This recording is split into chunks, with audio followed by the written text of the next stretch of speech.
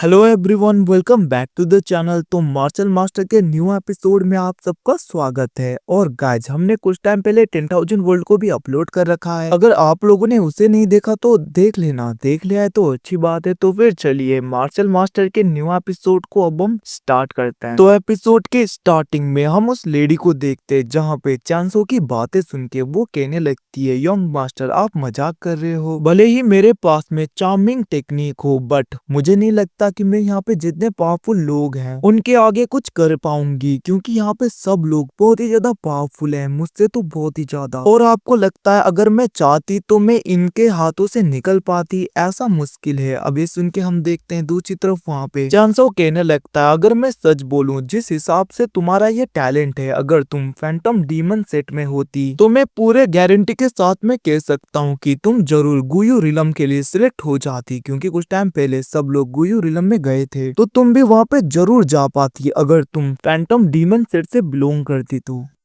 अबे सुन के हम देखते हैं दूसरी तरफ वो लेडी कहने लगती है, ऐसा लगता है कि यंग मास्टर आप ऐसे ही मेरी बहुत ज्यादा तारीफें कर रहे हो। अब ये सुन के दूसरी तरफ चांसो कहने लगता है, वैसे भी मैं झूठी तारीफें किसी की नहीं करता। अगर मैंने कहा कि तुम बहुत ही ज्यादा टैलेंटेड हो, इसका मतलब तुम सच में टैलेंटेड हो। वैसे भी मैं एक लेडी को जानता हूँ फैंटम डीमन सेट से, वो भी तुम्हारी ही तरह इल्यूजन टेक्निक का यूज करती है और अपने चार्मिंग टेक्निक का। उसका टैलेंट पे बहुत ही ज्यादा है। वैसे भी अब तो बहुत ही ज्यादा टाइम हो गया, गुयू रिलम में पूरी तरीके से डिस्ट्रक्शन हो गया था। उस वक्त बहुत ही ज्यादा फोर्सेस बाहर आ गए थे और ज्यादातर फोर्सेस तो पूरी तरीके से अंदर ही खत्म हो गए। और हाँ, मुझे तो पता भी नहीं आखिरकार फैंटम डीमन सेट का क्या हुआ होगा। मतलब कि उसके अंदर जो भी फैंटम डीमन सेट के लोग गए थे वो वापस तो आ गए होंगे ना। अब उसकी ऐसी बातें सुन के हम देखते हैं दूसरी तरफ वो लेडी कहने लगती है, यंग मास्टर ऐसा लग रहा है आपको बहुत कुछ चीजें पता नहीं है। अगर आप यहाँ पे गुयू रिलम की बातें करो तो सच में उस जगह पे हर एक सेट के लोगों को बहुत ही ज्यादा हेवी लॉस हुआ है,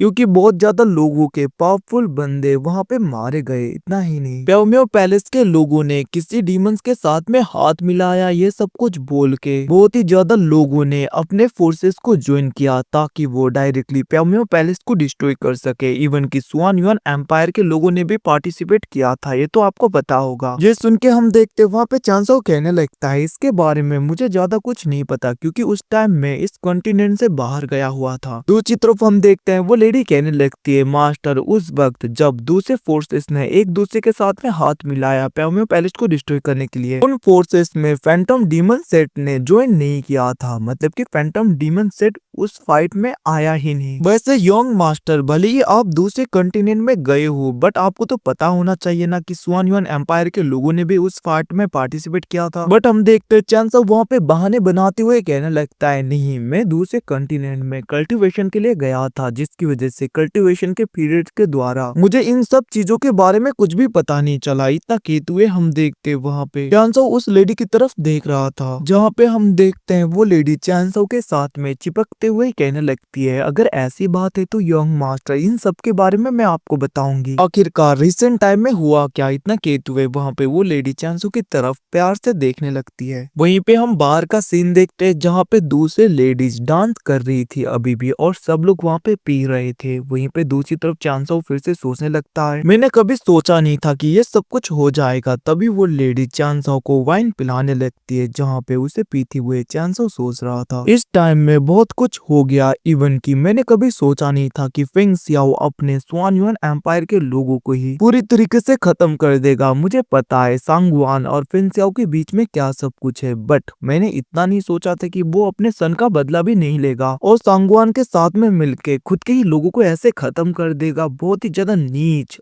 और कमीना इंसान है ये तो। प्रीवियस लाइफ में इन दोनों ने ही एक दूसरे के साथ में हाथ मिला के मुझे पूरी तरीके से ट्रैप में फंसा दिया था, इसकी वजह से मुझे रीइंकार्नेट होना पड़ा। बट इस लाइफ में मैं तुम दोनों को छोड़ूंगा नहीं। इतना कहते हुए हम देखते वहाँ पे चांस हो तो बहुत ही ज्यादा गुस्सा हो रहा था और वो सोचने लगता है इस बार इन लोगों ने बहुत बड़ा प्लान किया है। बट हम देखते वहाँ पे चांस हो कहने लगता है, तो फिर क्यों ना मैं इसी मौके का फायदा उठाऊं। ये सब कुछ वहाँ पे सोचते हुए चांसो एक स्माइल देते हुए उस लेडी की तरफ देखने लगता है। बट तभी हम देखते वहाँ पे किसी बंदे की चिल्लाने की आवाजें आने लगा था, जहाँ पे वो बंदा कहने लगता है, मिस यूसिन मेरे स्पेशल पर्सन है, मैं हमेशा उन्हें ही देखने के लिए यहाँ पे आता हूँ। आखिरकार मिस यूसिन है कहाँ पे, उसे बाहर निकालो। ये सुन के हम देखते हैं दूसरी तरफ वहाँ पे चांसो कहने लगता है, आखिरकार कौन है जो इतना ज्यादा एरोगेंटली बातें कर रहा है यहाँ पे आके। दूसरी तरफ हम किसी बंदे को देखते हैं, मतलब कि उसी बंदे को देखते हैं जो वहाँ पे चिल्ला रहा था। वो गुस्से में आगे आते हुए कहने लगता है, आखिरकार इसकी हिम्मत हुई मिस्टर यूसिन को मेरे हाथों से छीनने की। इतना कहते हुए हम देखते हैं वो वहाँ पे डांस करने वाले स्टेज में गुस्से में चढ़ जाता है, जिसको देखकर वहाँ पे जितनी भी लड़कियां थी जो वहाँ पे डांस कर रही थी वो लोग तो बहुत ही ज्यादा डर रहे थे, क्योंकि ये बंदा ही ऐसी हरकतें कर रहा था। और वो गुस्से में कहने लगता है, मुझे मिस यूसिन चाहिए। इतना कहते हुए हम देखते वो वहाँ पे डांस कर रही लेडीज को पकड़ते हुए देख रहा था उनका मुंह, और उन्हें फेंक रहा था साइड में। और वो कहने लगता है, तुम में से तो कोई भी नहीं है, आखिरकार वो कहाँ पे गई, जल्दी से बताओ वरना मैं किसी को जिंदा नहीं छोड़ूंगा। आज यहाँ पे कोई भी जिंदा नहीं बचेगा। इतना कहते हुए वो बंदा उन सारी लेडीज को पकड़ते हुए इधर उधर फेंक रहा था, और वो गुस्सा होने लगता है। वो कहने लगता है, मिस यूसिन तुम कहाँ पे हो, बाहर आओ, सुना नहीं मैंने क्या कहा। इतना कहते हुए हम देखते वो वहाँ पे बहुत ज्यादा गुस्सा हो रहा था। वो कहने लगता है, याद रखना मैं बहुत कुछ कर दूंगा अगर तुम बाहर नहीं आई तो। अब उसकी ऐसी धमकी को देखकर बेचारी वो यूसिन तो बहुत ज्यादा डर गई थी, और वो चांसो के साथ में चिपकते हुए कहने लगती है, यंग मास्टर। वो कहने लगी थी ये बंदा बहुत ही ज्यादा पावरफुल है, और वो वहां पे डर रही थी। बट हम देखते हैं चांसो कहने लगता है, तुम चिंता मत करो, तुम्हें कुछ भी नहीं होगा। वैसे भी जब तक मैं यहाँ पे हूँ तुम्हें कोई टच भी नहीं कर सकता, और इस बंदे की इतनी हिम्मत, इसे तो मैं देख लूंगा। इतना कहते हुए हम देखते वहां पे चांसो उसकी हरकतें नोटिस कर रहा था, जिसे देखकर यूसिन कहने लगती है, यंग मास्टर आपका बहुत बहुत शुक्रिया, बट यंग मास्टर मैं आपको बता दूं ये बंदा बहुत ही ज्यादा पावरफुल है, और इसका बैकग्राउंड भी बहुत ही ज्यादा स्ट्रॉन्ग है। मुझे नहीं लगता ये ऐसे चुप रहने वाला है। इवन की टाइगू रेसिडेंट भी इसके खिलाफ कुछ भी नहीं कर सकता, क्योंकि ये बहुत ही ज्यादा पावरफुल बैकग्राउंड से बिलोंग करता है। यंग मास्टर आपको संभल कर रहना होगा। अबे सुन के हम देखते वहाँ पे चांसो कहने लगता है, ओ ऐसा क्या। इतना कहते हुए वो वहाँ पे आराम से वाइन खा रहा था, और चांसो को देखकर लिटरली हमें लग ही नहीं रहा था कि इसको कुछ भी फर्क पड़ता है, क्योंकि चांसो कहने लगता है, तुम चिंता मत करो, इसकी इतनी औकात नहीं कि ये मेरे आगे टिक भी पाए। इतना कहते हुए वहाँ पे चांसो उसे शांत करता है, जिसके रिप्लाई में वो लेडी कहने लगती है, मास्टर जहाँ तक मुझे पता है टाइगू रेसिडेंट के लोग आराम से इसे हैंडल कर लेंगे, आप बस यहाँ पे बाहर मत जाना। इतना कहते हुए वो वहाँ पे चांसो को उसी जगह पे रोकने लगती है। वहीं पे दूसरी तरफ हम बाउलिन को देखते हैं जो बहुत ही ज्यादा गुस्सा हो रहा था, और वो कहने लगता है, यूसिन जल्दी से बाहर आओ वरना पूरा टाइगू रेसिडेंट में डिस्ट्रॉय कर दूंगा। आखिरकार यहाँ की मास्टर कहाँ पे गई।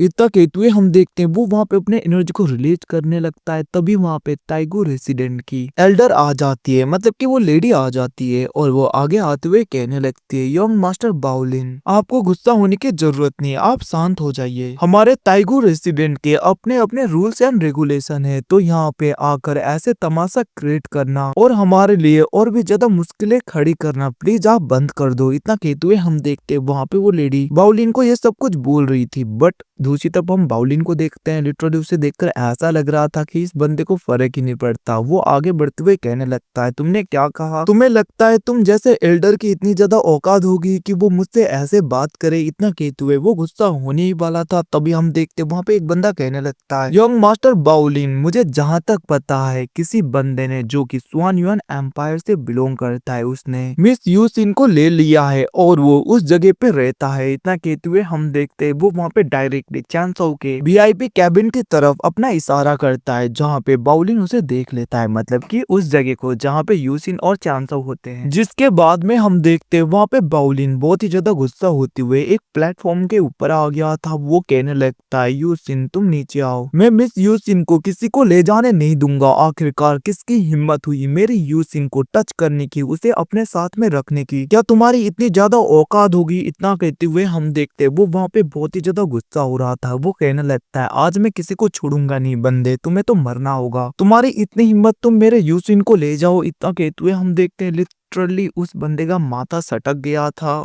लड़की का चक्कर भाया और हम देखते वो वहाँ पे अपने पाव को पूरी तरीके से गैदर करके एक पावरफुल स्पिरिचुअल पंच से अटैक मारता है, जिसकी वजह से वो बैरियर पूरी तरीके से टूट गया था और उसकी नजर यू सिंह के ऊपर जाता है, जहाँ पे यू सिंह चांसाओ के साथ में चिपकी हुई थी, जिसको देखकर वहाँ पे वो बंदा बहुत ही ज्यादा गुस्सा होने लगता है और उसे गुस्सा देखकर यू सिंह भी थोड़ी सी डर गई थी और वो दूर होने की कोशिश करती है। बट हम देखते हैं यहाँ पे चांसाओ इसे जाने देने वाला तो नहीं था, वो वहाँ पे यू लिंग को पकड़ते हुए अपने साथ में और भी ज्यादा टाइट से पकड़ता है, जिसको देखकर दूसरी तरफ वो बंदा पूरी तरीके से गुस्सा हो जाता है और वो कहने लगता है तुम्हारी इतनी हिम्मत, तुम यहाँ पे यू सिंह को टच करो। इतना कहते हुए वो बंदा बहुत ही ज्यादा गुस्सा हो गया था चांसाओ के ऊपर। बट हम देखते हैं तभी वहाँ पे ताइगू रेसिडेंट की वो एल्डर अपने एनर्जी को रिलीज करते हुए कहने लगती है यंग मास्टर बाओलिन, आपको समझना होगा यू सिंह अब यहाँ पे यंग मास्टर की हो चुकी है, जो कि स्वान युआन एम्पायर से बिलोंग करते हैं, तो यहाँ पे तमाशा क्रिएट करना बंद करिए।